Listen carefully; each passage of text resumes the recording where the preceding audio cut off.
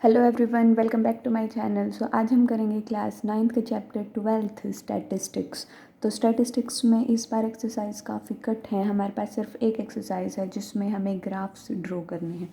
सबसे पहले तो हमारे पास इसका मतलब क्या होता है, रिप्रेजेंटेशन। इस वाली जो एक्सरसाइज है, वैसे तो हम मीन, मोड, मीडियन ये सारी चीज़ें निकालते हैं इसमें, पर हमारे पास सिर्फ बार ग्राफ और ये ग्राफिकल रिप्रेजेंटेशन का कॉन्सेप्ट है। सो हम किसी भी डेटा को, रिप्रेजेंटिंग एनी डेटा ग्राफिकली, उसको हम बोलते हैं कि देखो कोई भी डेटा दे रखा है, मान लो कि ये ABCD ने रन बनाए, इसने बनाए 77, इसने बनाए 80, इसने बनाए 90, इसने बनाए 10। तो ये तो हमने इसको लिख दिया, पर जब हम इसको ग्राफिकली रिप्रेजेंट करेंगे यानी एक ग्राफ पे बना देंगे, उसको हम बोलते हैं ग्राफिकल रिप्रेजेंटेशन ऑफ डेटा। अब जो ग्राफिकल रिप्रेजेंटेशन है वो हमारी 3 टाइप से होती है। सबसे पहले हमारे पास होता है बार ग्राफ, उसके बाद हमारे पास होता है हिस्टोग्राम, एंड देन हमारे पास आता है फ्रीक्वेंसी पॉलीगन्स। जब कोई बहुत बड़ी वैल्यू दे रखी है, यानी कि हमारे पास इंटरवल्स भी ज़्यादा हैं और वैल्यू भी ज़्यादा है, तो हम फ्रीक्वेंसी पॉलीगन्स का यूज़ करते हैं।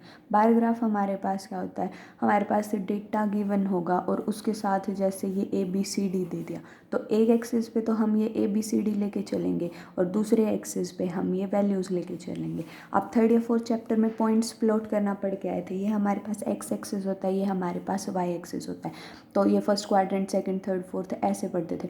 इसमें सिर्फ हम फर्स्ट क्वाड्रेंट का यूज़ करेंगे।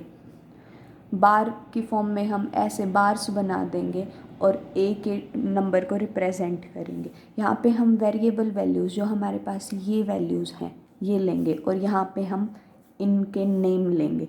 तो ये हमारे पास होती है ग्राफिकल रिप्रेजेंटेशन, जिसको हम बार ग्राफ भी बोलते हैं।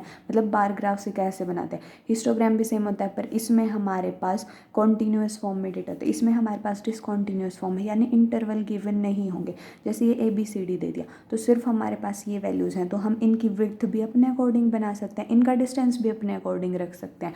पर जो हमारे पास हिस्टोग्राम है उसमें हमारे पास इंटरवल्स गिवन होंगे। अब इंटरवल का क्या मतलब होता है, इंटरवल का मतलब होता है कि इतने स्टूडेंट जिनके 0 से 10 के बीच में नंबर आए वो थे 20, अगेन 10 से 20 के बीच में जिनके नंबर आए वो थे 10, जिनके 20 to 30 के बीच में आए वो स्टूडेंट 5, ऐसे चलते जाएंगे। तो ये कॉन्टीन्यूस है, मतलब 10 पे ख़त्म हो रहा है, फिर 10 से ही शुरू हो रहा है, 20 पे ख़त्म हो रहा है तो 20 से ही शुरू हो रहा है। इसको हम कॉन्टीन्यूस रिप्रेजेंटेशन बोलते हैं, यानी अगर यहाँ पे ख़त्म होगा तो हम यहीं से शुरू करेंगे, उसको हम बोलते हैं हिस्टोग्राम।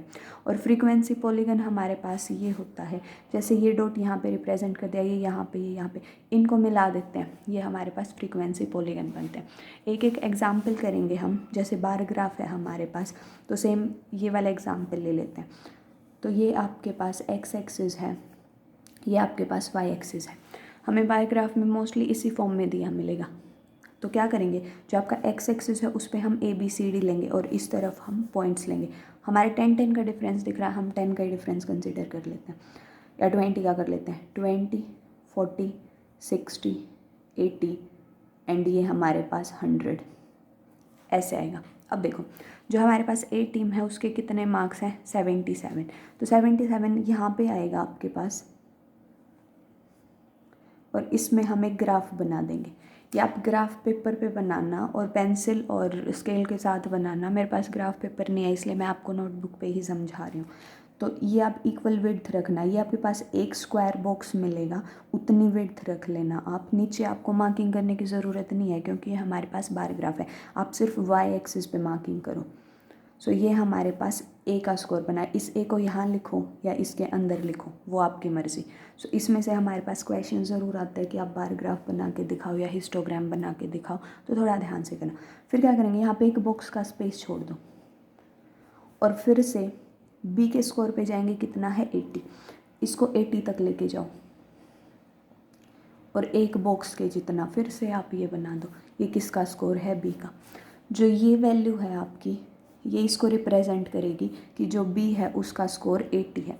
हमें इस वाले से कोई मतलब नहीं है कि इसकी वैल्यू नीचे कितनी है, सिर्फ इससे मतलब है कि बी की वैल्यू हमारे पास 80 है, ए की वैल्यू 77 है। ये थोड़ा ज़्यादा डिफरेंस है। आप ग्राफ पे 10-10 का डिफरेंस लो अगर आपके पास है, वो आपको डिफरेंस लेना आ जाएगा आप प्रैक्टिस करोगे तो। अब सी की वैल्यू कितनी है 90, फिर से एक बॉक्स छोड़ेंगे और 90 पे जाएंगे, 80 और 100 के बीच में 90 आएगा और ये आपके पास सी की वैल्यू। अगेन डी पे जाएंगे, डी हमारा कितना है 10, तो हम ये आपके पास 10 आएगा। वैसे ये ज़रूरी नहीं होता कि आप इनके डिस्टेंस को इक्वल रखो, पर क्योंकि इक्वल रखें तो ज़्यादा हमें समझ आता है, इसलिए इक्वल डिस्टेंस ही रखें कि इनके बीच में भी इक्वल और ये वाला भी एक बॉक्स का ही डिस्टेंस रखें।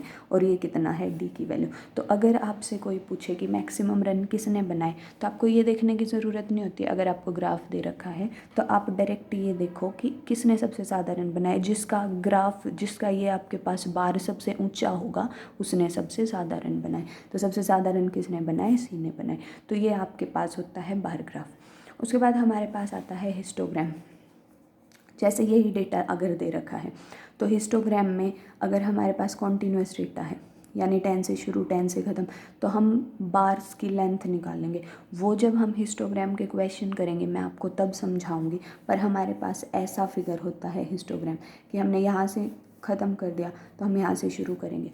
वैसे तो ये हमारे पास कॉन्टीन्यूस होता है, पर जो ये हमारे पास विड्थ होती है ना बार्स की, ये इसमें डिसकॉन्टीन्यूस होती है, यानी इक्वल नहीं होती, नॉट इक्वल। वो हम निकालेंगे कि कितनी कितनी लेंथ होगी और उसके अकॉर्डिंग यहाँ पे हमारा बार ग्राफ ये हिस्टोग्राम बनेगा। हो सकता है किसी रेक्टेंगल की लेंथ इतनी हो जाए, तो ध्यान रखना हिस्टोग्राम जब क्वेश्चन करेंगे तब करेंगे। उसके बाद फ्रीक्वेंसी पॉलीगन भी सेम है, आपको इंटरवल्स में वैल्यू दी मिलेंगी, पॉइंट प्लॉट करो आप और उनको ज्वाइन कर दो, तो ये आपके पास ये फ्रीक्वेंसी पॉलीगन मिलेगा। अब इसके साथ साथ आपसे क्वेश्चन भी पूछेंगे, मान लो आपको ये बनाना दे दिया, मोस्टली बार ग्राफ या हिस्टोग्राम में आता है पेपर में, बाकी हो सकता है फ्रीक्वेंसी पॉलीगन भी आ जाए, कि आपको ये बना के दे दिया और इसमें से आपसे क्वेश्चन पूछ लिए कि मिनिमम रन्स किसने बनाए, मिनिमम मार्क्स किसका, मैक्सिमम किसका, तो आपको वो क्वेश्चंस के आंसर भी देने आने चाहिए। सो ये आपके पास इंट्रोडक्शन पार्ट था इस एक्सरसाइज का। नेक्स्ट वीडियो में हम एक्सरसाइज के साथ मिलेंगे, तब तक के लिए like share and subscribe my channel. Thank you so much.